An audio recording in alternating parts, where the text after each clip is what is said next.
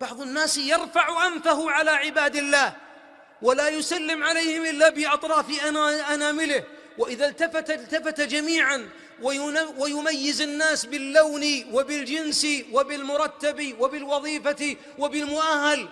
كل من رفع أنفه على عباد الله فإنه شقيق الشيطان، لأن الشيطان أول من تكبر لما قيل له اسجد قال أأسجد لمن خلقت طينا. الله أكبر يا شيطان، من زينك أنت، بعد أنت مخلوق من النار، نحن من الطين والله أفضل منه، لكن الشيطان أول من قاس، ولذلك قالوا أول من قاس الشيطان فهلك. لذلك إذا رأيت رجل يترفع، وبعض الناس حتى لو مستقيم تلقاه ما يسلم إلا على من يعرف، ما يسلم على العمال، ما يسلم إلا على من يراهم من حظوة الناس ومن أهله. لماذا يا أخي؟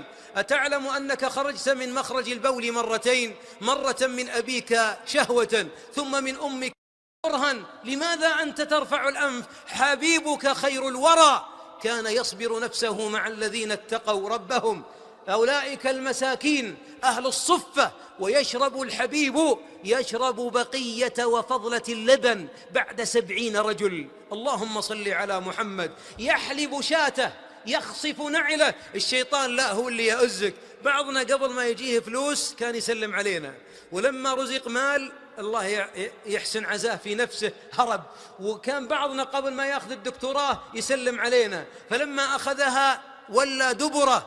لماذا يا أخي؟ من تواضع للخلق رفعه الخالق، ومن تعالى على خلقه وضعه. ولذا قال الحبيب يحشر المتكبرون يوم القيامة كالذر، يعني كالنمل الصغير، يطأهم الناس في المحشر من حيث لا يعلمون، مما كانوا يرفعون أنوفهم على عباد الله.